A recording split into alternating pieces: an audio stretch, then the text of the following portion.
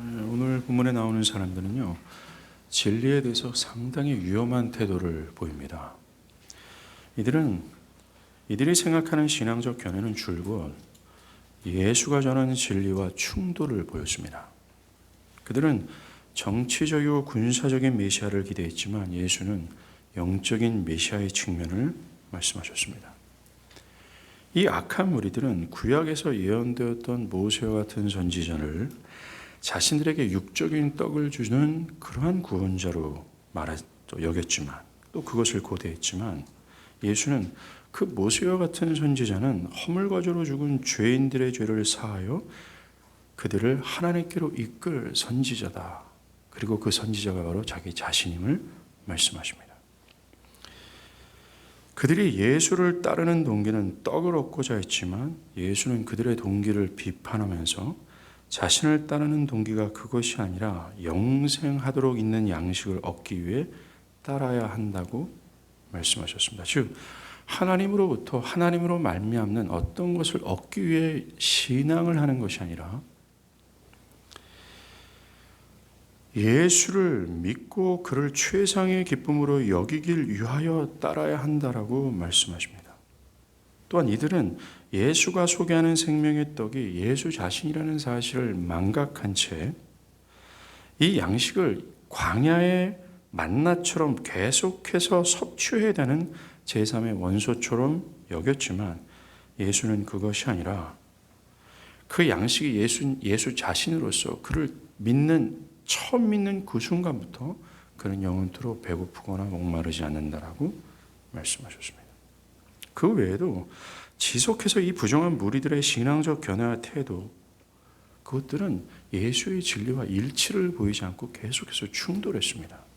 문제는 이들이 예수가 말씀하시는 진리에 대해 자신들의 견해나 어떤 태도를 부정하는 것이 아니라 또한 그의 진리를 수용한 것이 아니었다라는 거예요. 이들의 모습은 배교적 신앙을 가진 사람들의 전형이라 할 수 있습니다. 신앙의 범주 아래 머물러 있어요. 즉 오늘처럼 주일 예배를 참여하고 말씀을 듣습니다.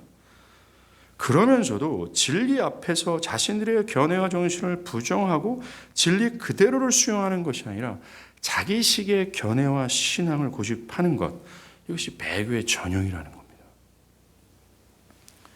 정말로 이들이 바라고 생각했던 신앙적 견해와 사고방식은 예수의 가르침과 충돌되는 것이 맞아요.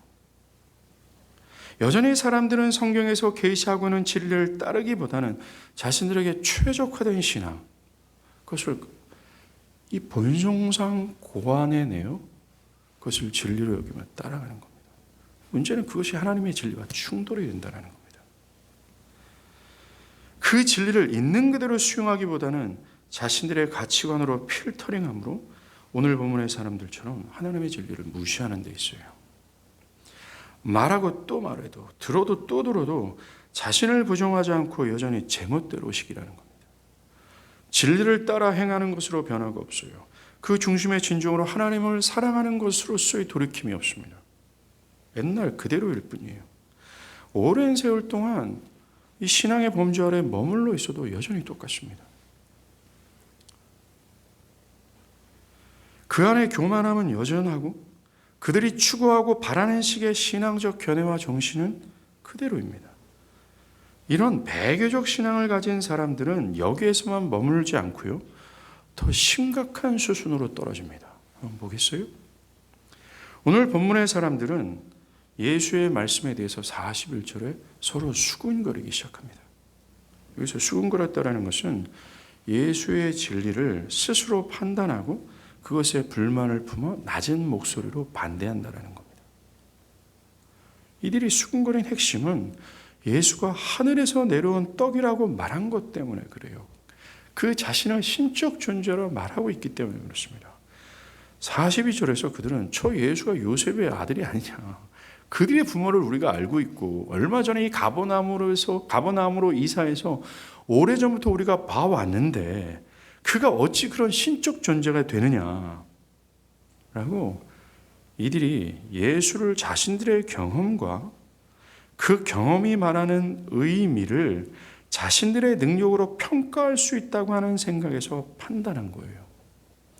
사실 그들이 예수의 부모에 대해 잘 알고 있기 때문에 그의 출신에 대해서 잘 알고 있다고 생각하지만 그들이 모르고 있는 것은 더 많습니다. 예수의 동정녀 잉태, 또 요한복음 서두에서 얘기하는 그의 하나님 되심과 그의 독생자 되심, 또한 모든 것에 초월하시며 창조주가 되시는 그의 영광스러운 정체에 대해서는 전혀 모르고 있어요. 그 영광스러운 분께서 육신이 되셨다는 사실에 대해서는 전혀 무지했습니다. 진짜 알지도 못하는 상태에서 우습게도 그들은 자신들의 미천한 경험 세계 안에서 예수가 어떤 존재다, 그가 말하는 진리가 어떤 것인가에 대해서 평가해 버렸고, 그 평가할 뿐만 아니라 그것을 자신의 경험 세계에서 거부하고 결정해 버렸다는 거예요. 지금의 사람들도 이런 식입니다. 사람들은 신구약 성경이 말하고자 하는 그 의미를 제대로 깨닫지 못한 상태에서 그럼에도 불구하고 스스로 지금까지 어설프게 들어왔던 경험 세계 안에서 이 진리를 평가하고 자신들의 지혜로 이 진리를 판단할 수 있다는 오만함에 빠져 있어요. 예, 맞습니다. 더 나아가 이런 사람들은 그 진리가 말하는 그리스도 예수와 그의 구원을 자신의 능력으로 깨닫고 얻을 수 있다고까지 나아갑니다.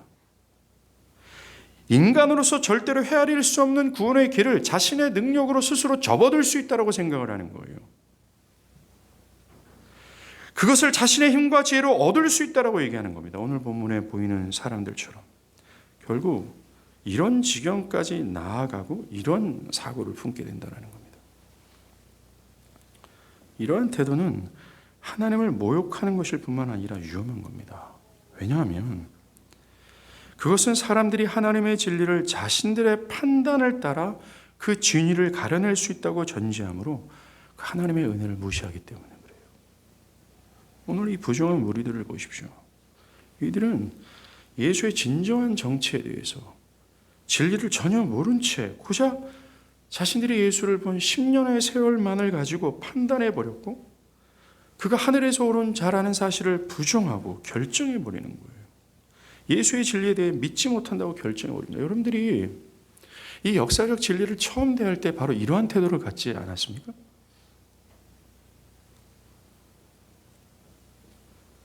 어떤 사람이 하나님의 도움 없이 진리와 그 진리의 의미를 평가할 수 있는 능력이 자신에게 있다고 자신하고 거기에 만족하는 한 그 사람은 절대로 주께 나아갈 수 없고 믿지 못합니다. 하나님과 보이지 않는 그분의 나라에 관련된 모든 것은 죄된 인간에게 내재되어 있는 힘과 능력으로는 절대로 볼 수 없고 깨달을 수 없기 때문에 그래요.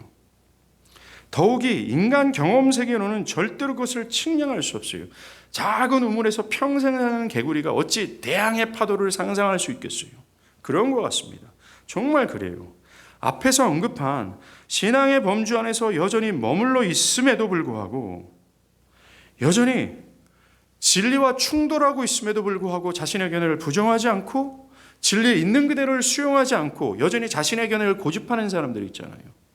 그 진리와 무관하게 신앙하는 것도 괜찮다고 하는 이 사람들은 이상하게도 자신의 가치관에 그 진리를 필터링합니다. 자신에게 최적화된 말씀만을 듣지요. 그리고 여전히 자신의 형태를 고집합니다. 그리고 또 이상하게도 이들은 신구약 성경이 무엇을 말하고 있는지에 대해서 전혀 알지 못하면서도 스스로 지금까지 어설프게 들었던 경험 세계 안에서 이 진리를 평가하고 그들의 지혜로 이 진리를 판단할 수 있는 오만함에 빠져 있어요. 하나님의 진리를 자신들의 판단을 따라 그 진리를 가려낼 수 있다라고 전제함으로 스스로 진리를 평가하고 판단하고 결정해버립니다. 이러한 배교적 신앙의 형태를 갖고 있는 사람들이 어디까지 나아가느냐. 하나님만이 하실 수 있는 최종의 구원의 길을 자신의 힘과 지혜로 접어들 수 있고 그 구원을 얻을 수 있다고까지로 나아간다는 거예요. 즉 구원의 주체가 하나님이 아니라 자기 자신이라고 이 엄청난 오를 범하는 잘못까지 나아간다는 거예요. 이것이 오늘 본문이 주는 경고입니다. 야, 배교적 신앙을 갖고 있는 사람들이 어디까지 가는 줄 알아? 여기까지 가. 그 하나님께서만 이끌 수 있는 이 구원을 자신의 내재되어 있는 능력과 지혜로 접할 수 있고 깨달을 수 있고 나아갈 수 있다는 생각까지 나아간다라고요. 이런 사람들을 향해 예수님은 너희는 서로 수군거리지 말라 라고 하면서 그들의 태도가 잘못되었음을 지적하십니다. 즉 어리석은 판단과 어리석은 평가를 그만두어라. 너희들 그 어리석은 평가로 판단하고 결정하지 말아라. 너희 안에 내재되어 있는 능력과 지혜로는 하나님의 최종적인 구원의 길로 접어들 수가 없다. 조금의 진리도 너희는 스스로의 지혜로는 절대로 깨달을 수 없다 라고 말씀하기 시작해요. 그러면서 44절에 말씀하시잖아요. 나를 보내신 아버지께서 이끌지 아니하시면 아무도 내게 올 수 없다. 즉 인간은 자신들의 지혜와 능력으로는 하나님의 최종적인 결과를 가져오는 구원의 길에 접어들 수 없다는 말씀입니다. 특별히 주님은 아무도 내게 올 수 없다라고 하시면서 그 범위가 모든 인간으로 딱 정해요. 모든 종류의 사람들. 아무리 종교적인 성향이 강한 사람이든 지적인 능력이 뛰어난 사람이든 매우 도덕적이고 종교적인 사람이든 아무리 선한 사람이든 그 누구도 스스로의 힘과 지혜로는 그 구원의 최종적인 길로 접어들 수 없고 구원의 진리를 깨달을 수 없다. 그리스도를 믿을 수 없다라고 강조하시는 거예요. 오직 그 길은 하나님 아버지께서 이끌어 주셔야만 깨달을 수 있고 접어들 수 있다라는 말씀이에요. 그래요. 오늘 44절 말씀은 우리가 지난 시간 이 37절 말씀을 봤잖아요. 아버지께서 내게 주신 자는 기필코 내게 온다 라는 이 말씀에 대한 연장선입니다. 안에 더 구체적이고 적극적인 말씀이죠. 이것은 37절에 아버지께서 내게 주신 자는 내게로 올 것이다 라고 할 때 왜 아버지께서 예수께 주신 자들만 예수를 믿는가에 대한 설명이 또 될 수 있어요. 그 이유는 아버지께서 이끌지 아니하면 아무도 내게 올 수 없다라는 말씀처럼 타락한 인간은 스스로의 힘과 지혜로는 예수를 믿을 수 없기 때문에 그렇습니다. 스스로의 힘과 지혜로는 예수가 그리스도이심을 깨달을 수 없으며 그를 최상의 기쁨으로 여기며 그의 말씀을 죽기까지 복종하는 것은 불가능하기 때문에 그래요. 이런 겁니다. 자신 안에 있는 내재되어 있는 어떤 것으로도 자신의 처해 있는 가장 비참한 현실을 밝히 깨달을 수 없고 그러하게 자신에게 가장 시급한 것이 이 무시무시한 죄로부터의 구원이라는 사실을 알고 그래서 하나님의 은혜를 얻는 것이 최우선 과제라는 사실에 대해서 설득이 안 되는 거예요. 깨달을 수가 없는 겁니다. 그것만이 그리스도만이 구원의 길이라는 사실도 도대체 깨닫지 못하고 정말로 스스로를 죄의 저주 아래에서 자유케 할 수 없는 무능력과 무감각과 불가능에 처해 있다라는 이 사실 또한 깨달을 수 없고 그리스도의 공로가 전혀 아름답게 보일 수도 없다라는 거예요. 인간 안에 내재되는 그 어떤 것으로도 하나님이 창세전부터 준비하신 그 신령한 복의 정체를 도저히 간합할 수도 없고 근접할 수도 없고 볼 수도 없고 감각할 수도 없고 누릴 수 없다라는 거예요. 인간 안에서 나오는 그 어떤 것을 통해서도 말입니다. 이게 인간의 저주예요. 그러하게 주님은 얘기하시는 겁니다. 하나님이 해주셔야 된다라고 얘기해요. 하나님이 해주지 않으면 그 무엇도 할 수 없다라고 얘기하는 겁니다.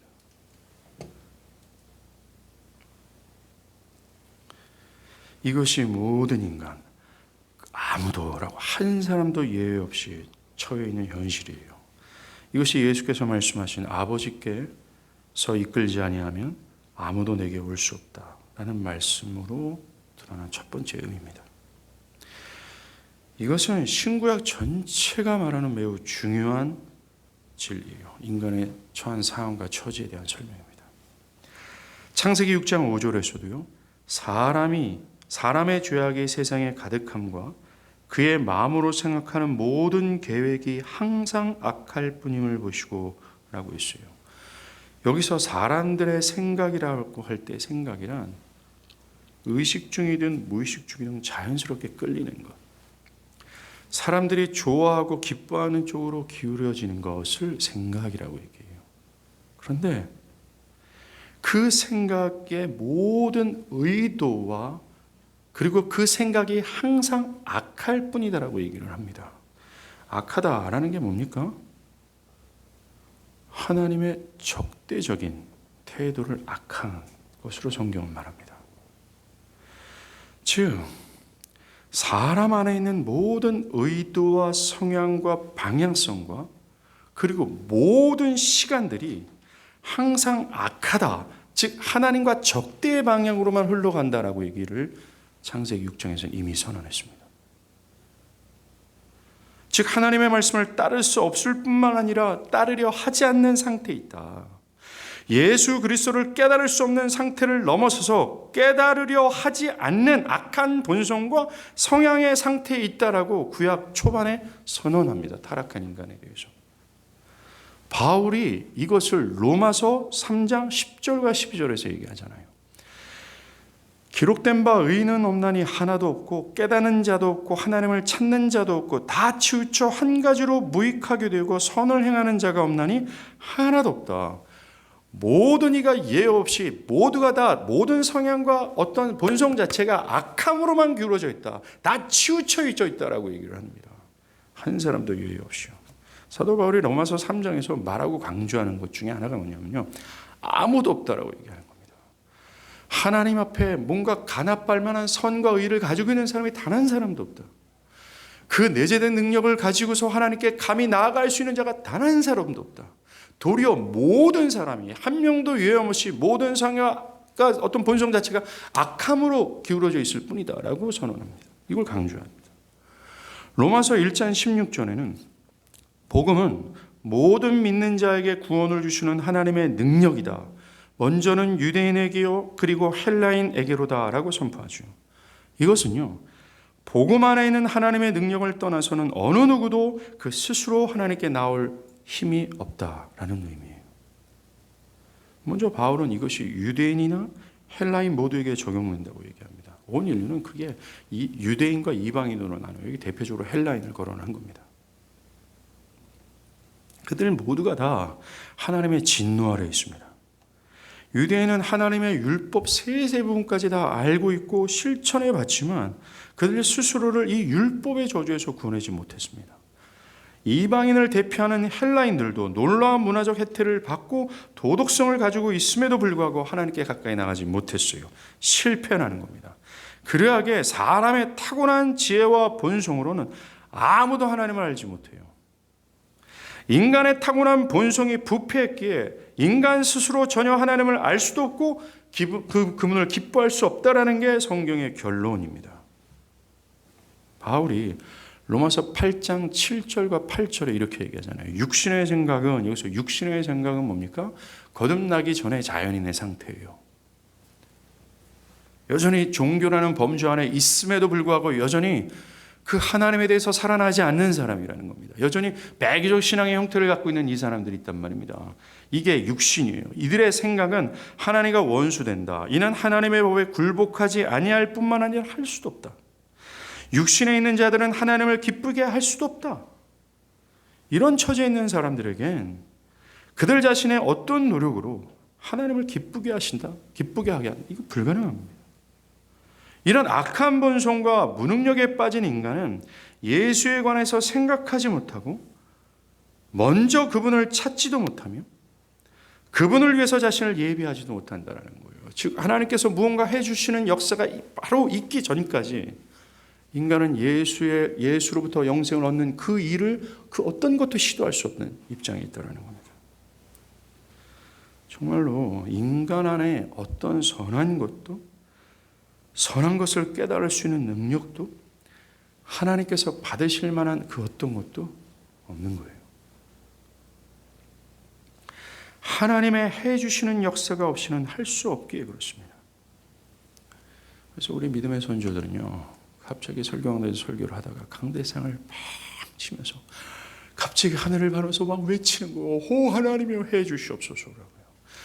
그 설교자는 그의 말로 지혜의 설득으로 그 사람들이 변화되지 않는다라는 것을 확실하게 알았어요.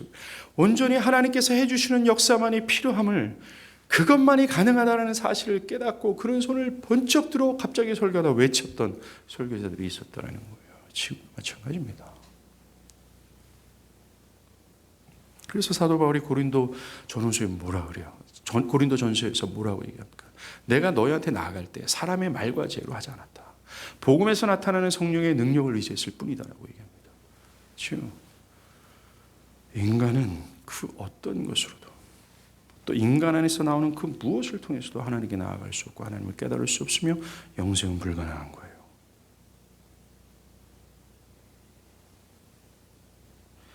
인간은 그렇게 무능력할 뿐만 아니라 더 적극적으로 하나님이 아니라 악을 향할 뿐입니다. 하나님이 아니라 그저 자기 자신만이 필요로 하며 자신의 욕심만을 추구하는 성향과 의지만 있을 뿐이에요. 그래서 신앙의 범주 안에 있으면서도 오늘 본문에 나오는 사람들처럼 하나님을 기뻐하는 것이 최상의 기쁨으로 여기는 것이 아니라, 또한 그것이 자기를 사랑하시는 하나님의 방식으로 받아들이는 것이 아니라 그저 하나님으로부터 하나님으로 말미암아 얻고자 하는, 자기를 충족시킬 선물을 원하는 식의 신앙적 태도를 가지는 거예요. 또한 그것이 당연한 거랍니까? 라는 견해를 가지고 있는 겁니다. 얼마나 비참한 처지입니까?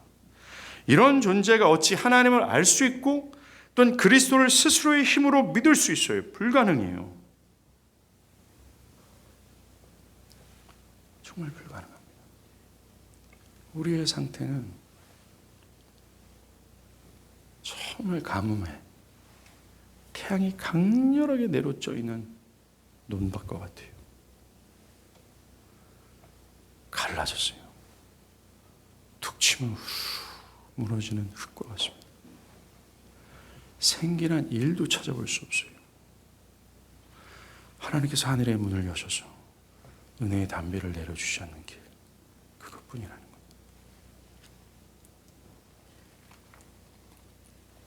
그러하기에 오늘 본문의 사람들과 같은 사람들, 즉 하나님의 진리를 자신들의 판단을 따라 그 진리를 가려낼 수 있다고 전제하므로 스스로 진리를 평가하고 결정해버리는 사람들, 그리고 자신들 안에 본성적으로 내재해 있는 진리로 이 오묘한 진리의 비밀을 깨달을 수 있다라고 하는 이 교만한 의식을 가지고 있는 사람들, 얼마나 어리석고 우스운 사람인지 모르는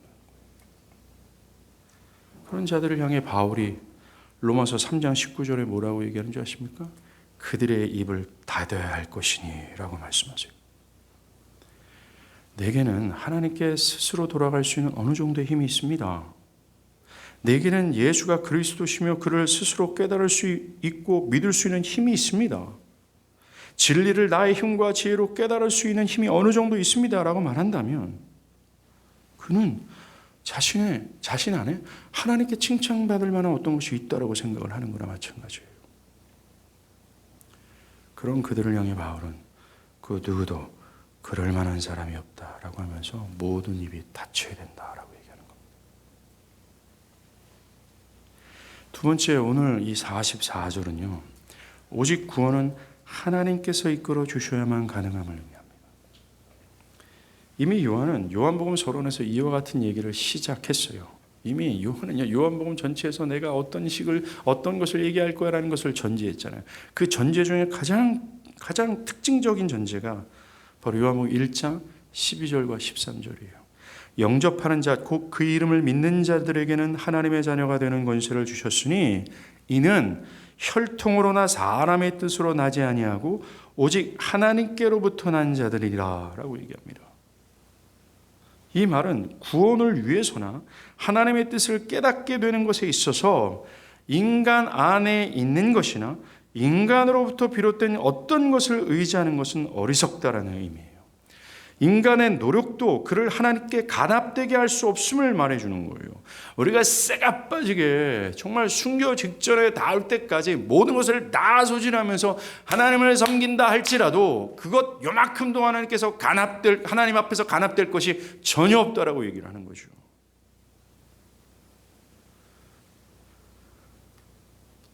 하나님의 자녀가 되는 구원은 이제 하나님으로만 된다. 로마서 1장 16절에서도 복음은 모든 믿는 자들에게 구원을 주시는 하나님의 능력이 됩니다. 복음 안에서 나타나는 능력이 아니고서는 절대로 그 누구도 하나님께 향할 수 없다라고 얘기해요. 복음의 로마서 1장 17절에 돼요. 복음의 한 의가 나타나서라는 말씀처럼 사람이 회개하게 되는 것도요, 모두 하나님께서 먼저 그들을 찾아가셔서 복음을 보여주심으로써 그들의 무지를 정복하셨기 때문입니다. 그런 일이 없이 인간 스스로 구원하는 일은 결탄코 없어요. 하나님께 돌아갈 수 있는 능력을 가진 자는 아무도 없어요. 그분이 먼저 그들에게 나타나셔야 되는 겁니다. 요한복음 3장 27절에서도요. 만일 하늘에서 주신 바 아니면 사람이 아무것도 받을 수 없다라고 했어요. 예. 사람은 하나님으로부터 내려지는 것이 아니면 그 무엇도 가질 수 없다는 얘기를 하는 겁니다.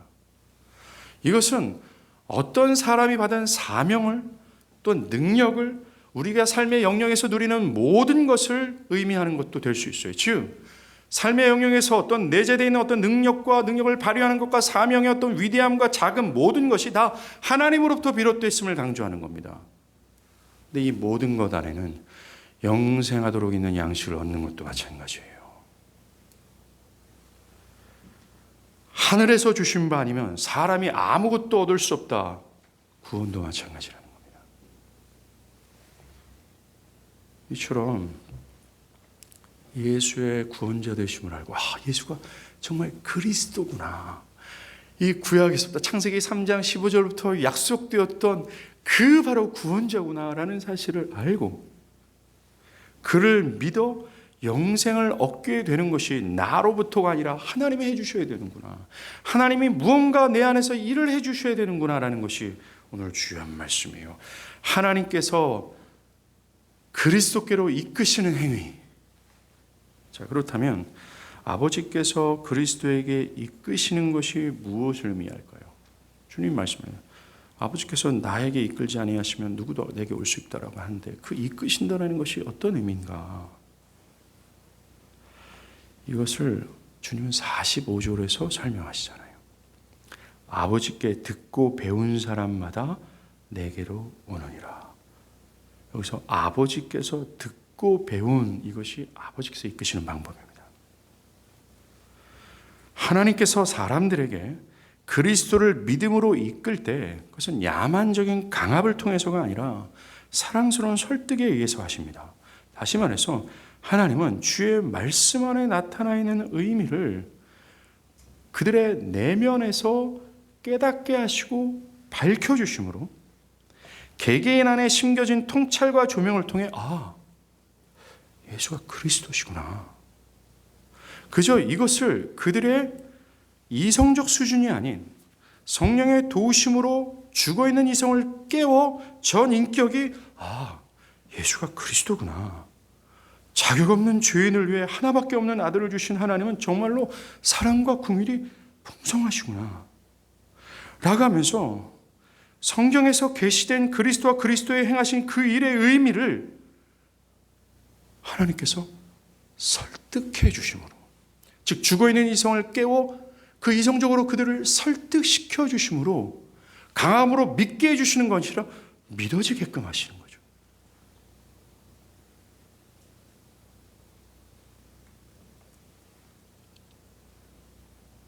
충분히 이성적 설득이 있다는 거예요. 하나님이 우리 내면에서 일하심으로 우리의 영혼의 주의 진리에 눈을 뜨고 그 진리를 알아듣게 되고 그것을 수용해서 믿게 되는 겁니다. 45절에 그들이 다 하나님의 가르침을 받으리라 이 말씀은요, 이사야서 54장 13절을 인용한 말씀이거든요. 이사야가 이렇게 얘기합니다. 네 모든 자녀는 여호와의 교훈을 받을 것이니 네 자녀에게는 큰 평안이 있을 것이며.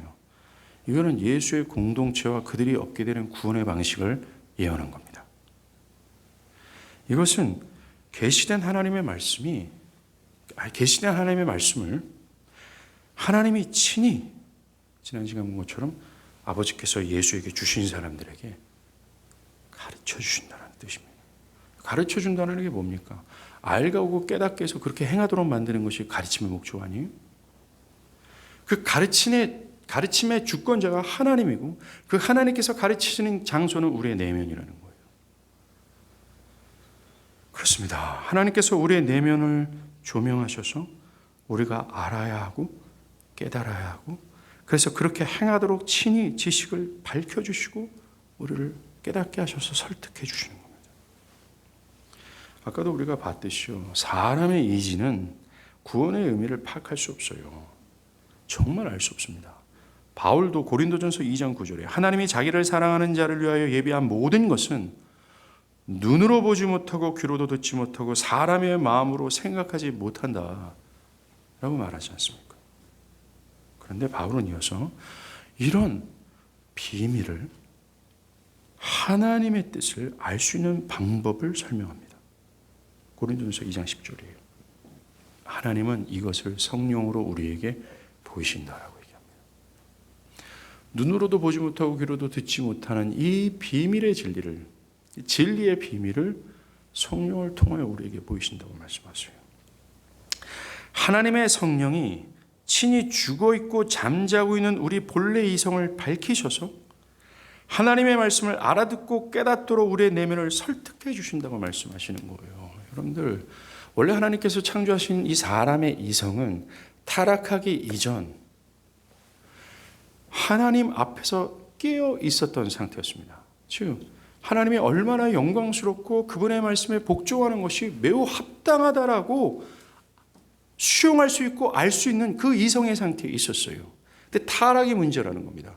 죄가 들어오자 마치 사람의 이성은 술 취한 자들처럼 혼미해진 거예요. 그래서 하나님의 아름다움과 그분의 말씀에 복종하는 것에 대해서 무의미함을 느끼는 겁니다. 원래 하나님께서 창조하신 이성의 상태는 그것이 마땅히 여겨지도록 느껴지고 그것이 감정이 아닌 이성으로 충분히 설득되며 합당하다고 여겨지는데 죄가 문제라는 거예요. 죄가 인간의 이성을 흐리게 하자 이건 죽도 밥도 안 되는 겁니다. 말도 안 되는 소리예요. 보이지 않는 하나님 미쳤냐? 그 말씀 듣고서 패가망신하겠다 라는 생각으로 사로잡히게 되는 거예요. 하나님을 따르는 것이 위험스럽게 느껴지도록 만드는 겁니다. 죄가 문제라는 거예요. 이것은 회심한 자도 마찬가지입니다. 여러분들이 회심할 때 회심은 어떻게 되느냐? 지금 말하는 거 있잖아요. 성령이 우리 안에 하나님의 말씀을 가르치시고 깨닫게 하셔서 그렇게 행하는 것이 진짜 맞다. 그것이 최상의 기쁨이라는 것이 진짜 맞다. 설득되어 따라가는데 하나님과의 관계가 멀어지고 그 틈에 죄가 틈타 우리가 하나님의 영광을 하나님의 영광을 보는 것이 영적인 시야가 흐려질 때 우리에게 나타나는 게 뭡니까? 우리의 이성이 죽은 이성이 되어버리는 거예요. 하나님을 따라가는 것이 어리석도록 느껴지는 겁니다. 그렇게까지 해야 되느냐라고 하면서 이 즐거웠던 이 신앙이 마치 과격하게 느껴지는 것이죠. 죄가 문제입니다.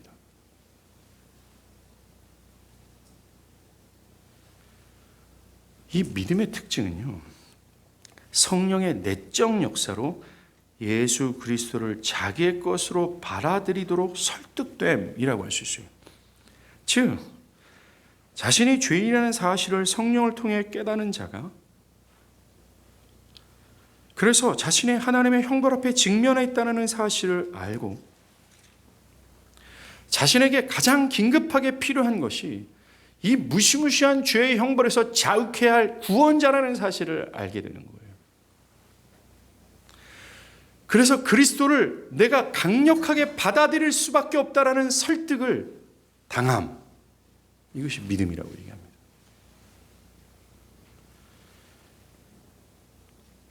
주여, 한번 믿어봐. 믿어볼까? 믿는다고 말하면 되는 거야. 그래, 믿는다고 말해볼까? 이렇게 해서 될 일이 아니라는 거예요. 성령께서 내 안에 뭔가 일해 주셔야 된다는 거예요. 이것이 하나님께서 이끄신다는 의미입니다. 하나님께서 친히 성령을 통해 그 영혼의 하나님의 말씀을 깨닫게 하심으로 먼저 정말 자격 없는 자들이 복음의 제안을 듣고 예수가 내 것이라고 설득되는 것, 복음의 제안을 듣고 예수를 강렬히 필요하다라는 사실에 설득을 다는 것. 야, 이 김영채야, 깨어라. 너가 진짜 제일 필요한 것이 지금 학위도 아니고 돈도 아니고 뭣도 아니고 이것도 아니다. 네한테 제일 필요한 게 바로 그리스도 예수 구원자다 라는 사실에 설득을 당하여 오 그리스도시여 나에게 주시옵시고 그리스도가 나를 위해서 십자가에서 죽으셨다는 사실을 깨닫고 그가 내 거예요 라고 설득당하는 거예요. 그러면서 그리스도로 인하여 생명과 구원을 누릴 수 있다는 것에 충분한 설득을, 그리스도를 믿는 자들에게 약속되어 있는 모든 보증의 말씀들이 바로 나의 것이 된다는 사실에 충분히 설득당하여 그는 이 땅에서도 그 생명을 누리고 저 영원한 천국에 이를 때까지 나는 죽지 않고 살 거라고 하는 충분한 설득당함으로 나타나는 것, 이게 기독교가 말하는 믿음이에요.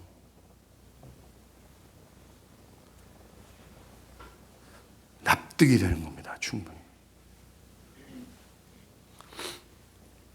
이 설득하시는 주체는 내가 아니라 바로 하나님 자신이에요. 여러분, 하나님이 어떠한 분이라는 사실을 우리가 안다면, 그걸 전제한다면 하나님은 나를 설득하신다. 이건 완전하고도 완벽한 설득이 될 수밖에 없어요. 하나님은 말씀 한마디로 온 우주를 한순간에 창조하시는 0.01초 만에 창조하시는 놀랍고 전능하시고 모든 것에 뛰어난 하나님이십니다. 그가 창조하시고 그가 하시는 모든 계획은 완벽하며 온전할 수밖에 없어요. 그러하기에 우리가 아까 얘기한 것처럼 완전한 악한 본성과 성향만을 가지고 있던 우리 안에 하나님께서 이끄시는 역사만 있다면, 좀 설득하시는 역사만 있다면 우리 안에 생겨나는 것은 완전할 수밖에 없어요. 온전할 수밖에 없다는 겁니다. 그 설득은 완벽해요. 바울은 더 나아가 그 하나님께서 우리의 신비에 새기신다라고 했어요. 절대로 지지 않는 설득 때문입니다. 이 믿음은 절대로 취소되거나 소멸되지 않을 만큼 하나님이 이루신 거기 때문에 그래요. 만약에 여러분들의 의지로 생긴 믿음이라면 내일이라도 지워져요. 힘든 일이 있고 사방으로 우겨싸움을 당하면 이게 뭐야 하면서 버릴 수밖에 없습니다. 굴곡이 있고 어떤 상황과 처지에 따라 춤을 추고 요동할 수밖에 없는 신앙이 될 수밖에 없어요. 그러나 하나님이 이끄신다라고 얘기합니다.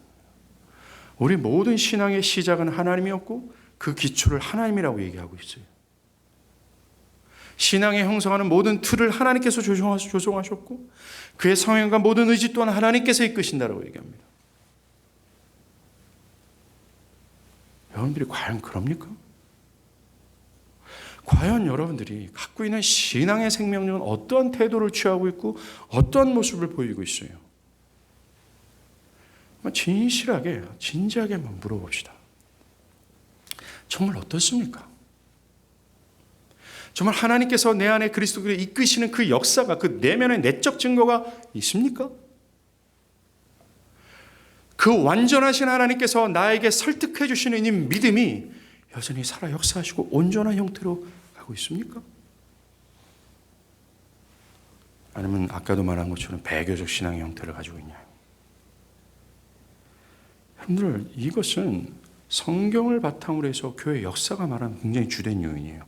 에세니우스는 우리가 예수를 믿게 되는 것을 이렇게 얘기합니다. 성령이 또한 우리와 함께 증거하시니 우리는 그리스도가 나의 구원자로 인정하며 그리스도를 영접해 나에게 적용하고 나를 먼저 잡으신 그리스도를 잡으려고 달려간다. 그리스도께 나오기 전에 성령이 우리에게 증언하시는 것이 선행된다고 얘기하잖아요. 화란과 프랑스 개혁교회는 이렇게 묻습니다. 우리가 이 믿음을 스스로 가질 수 있습니까? 아니면 하나님이 주시는 겁니까? 라고 묻자 답으로 이 참 믿음이 성령이 주시는 특별한 선물이라고 성경은 가르치며 우리 경험이 입증합니다. 스코틀랜드 교회는 구원은 하나님의 말씀에서 우리에게 계시하시는 하나님의 약속을 확신하도록 믿게 하는 성령의 권능 있는 사역이다. 설득하시는 분이 성령이시며 하나님이 택하신 사람들의 마음 안에서 이 일을 행하신다. 이 믿음으로 우리는 예수 그리스도와 그분 안에 있는 약속하신 모든 은혜와 혜택을 내 것으로 받아들인다. 전제가 하나님의 이끄심이라고 얘기하고 있어요. 정말 이 이끄심이야말로 정말 하나님의 은혜예요. 이것이 기독교의 구원이 전적인 하나님의 은혜라는 사실을 더욱 확실하게 합니다. 그래요. 우리는 우리의 힘과 지혜로는, 우리의 본성적 성향의 자체로는 절대로 하나님을 향할 수 없는 타락한 존재예요. 도리어 하나님을 반역하기 빠르고 하나님을 기뻐하지 않는 적극적인 타락의 상태에 있었어요. 그런데 하나님이 성령을 통해 그리스도께 주신 자들의 내면에 역사하세요. 교회는 이것을 기대하는 겁니다. 기대하는 거죠. 오늘도 내일도, 지금도, 다음 주일도. 교회가 간구하고 바라는 것이 바로 이거예요. 오 성령이여, 하나님의 성령을 통하여 그리스도에게 주신 모든 자들 안에 이끌어 주시는 역사를 주시옵소서라고 우리가 의존하고 기대해야 될 게 바로 이겁니다. 예를 들어서 코로나 사태를 통해서 사람들이 교회에 대한 반감이 증폭되고 있잖아요. 이건 철저한 사실이 아닌 거짓으로 생긴 오해입니다. 그래서 만약 교회가 교회를 향한 반감이 증폭되는 이 사회를 향하여 교회를 친근하게 만드는 노력들을 성경 밖에서 무언가 취하여 하고 있다면, 또 하려고 한다면 그것처럼 어리석은 방법은 없어요. 사람들이 교회로 이끌어지는 것, 또 교회로 하나님의 말씀을 듣고 깨닫게 되는 것, 그가 하나님의 자녀가 되는 것, 이 모든 것은 하나님의 이끄심에 있어요. 우리는 이걸 택해야 되는 겁니다. 그러니까 저한테 와서 목사님 옆에 교회는요 이런 거 이거 하고 저거 하고 이런 방법하고 저런 방법 해가지고 교회를 몇 년 안 됐는데 크게 건축했어요. 이런 소리 하지 말라는 말입니다.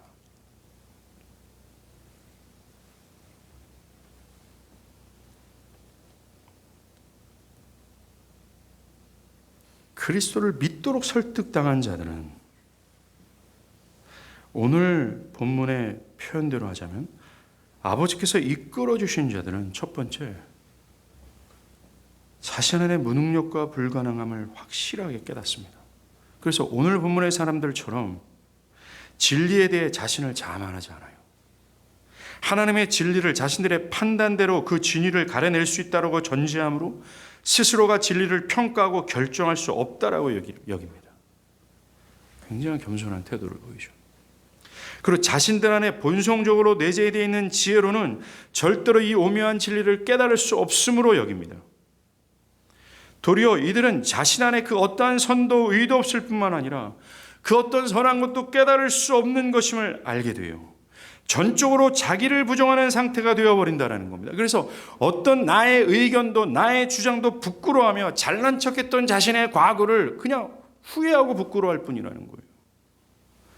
한마디로 말해서 팔팔하게 살아있는 이 배추잎이요, 속으로 몇 번 툭툭 치니까 1시간만 지나지 못해 풀이 확 죽는 것처럼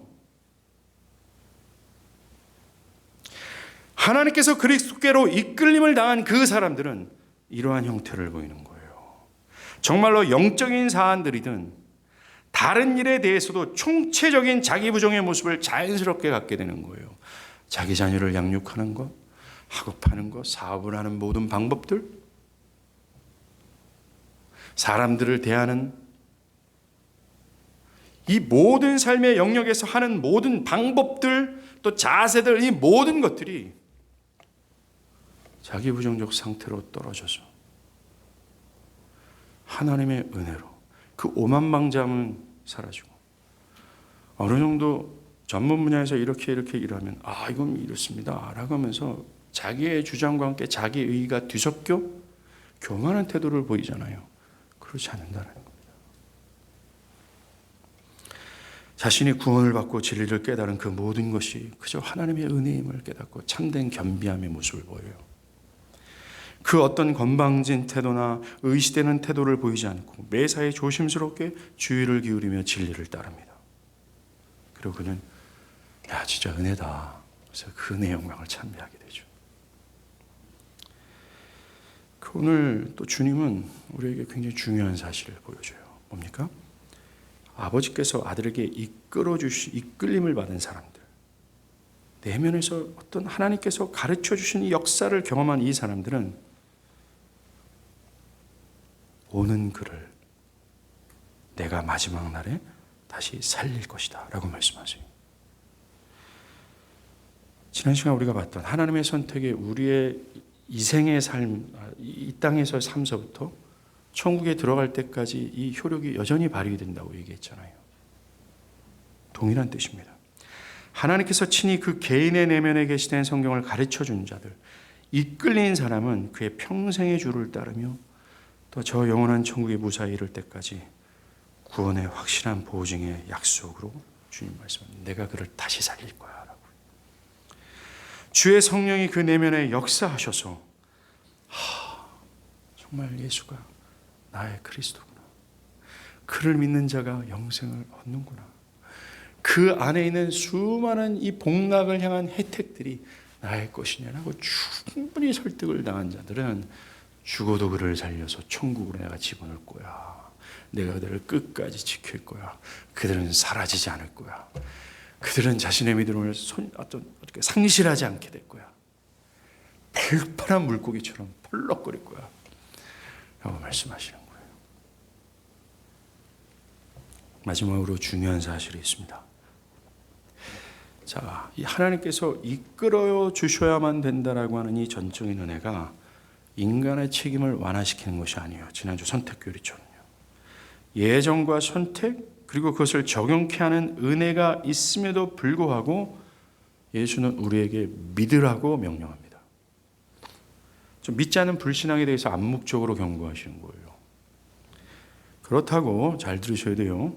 그렇다고 믿으라는 명령이 그들 안에 믿을 수 있는 능력이 있었기 때문에 믿으라는 말이 아닙니다. 믿으라고 하니까 말입니다. 우리 안에 그런 능력이 있으니까 믿으라고 하는 건 아닙니까? 라는 뜻이 아니에요. 또 이것은 믿기 위해 시도해 보라는 식도 아닙니다. 만약 그렇게 된다면 너희가 믿기를 시도해 봐라. 그러면 나도 너에게 영생을 주기를 시도할 거다. 라는 것입니다. 믿으라라는 말은 먼저 무능력과 불가능한 인간이 구원을 위해 마땅히 행할 바가 무엇인지를 말씀해요. 그리고 그 구원이 누구에 의해 좌우된다는 것을 깨닫고 그것을 의지하라는 말씀입니다. 의미입니다. 즉 구원을 얻기 위해 믿는 것이 요구되며 또 우리의 구원은 믿음의 주가 되시는 그리스도를 의지하는 길임을 말씀하세요. 이것은 우리에게 요구하는 것이 아무것도 없이 하나님의 은혜가 우리에게 필요함을 알려주는 것입니다. 정말 믿으라라는 요청은요, 이거예요. 주여, 내가 그렇게 알 수 없습니다. 내 안에 그 무엇도 나올 수가 없습니다. 하나님께 간합될 거 그 어떤 것도 없습니다. 또 내가 하나님께 나갈 수 있는 힘조차도 없습니다. 나를 좀 불쌍히 여기셔서 하나님께 나를 이끌어 주시면 안 되겠습니까? 나를 불쌍히 여기셔서 나를 좀 하나님 그리스도께로 인도해 주시면 안 되겠습니까? 라고 말하는 거예요. 이게 믿으라는 겁니다. 즉 가장 가련한 거지가 가장 겸비한 태도를 가지고 두 손을 벌려 자신이 지금 이 떡을 먹지 않으면 곧 죽을 거라는 심령을 가지고 그 하나님이여 나를 좀 불쌍히 여기셔서 생명의 떡이 되신 예수께로 나를 좀 인도하시면 안 되겠어요. 나는 어떠한 힘도 자격도 없어요. 나를 불쌍히 여기셔서 거저주시는 그런 은혜를 나에게 주시면 안 되겠습니까? 라는 태도를 가지라라고 얘기하는 겁니다.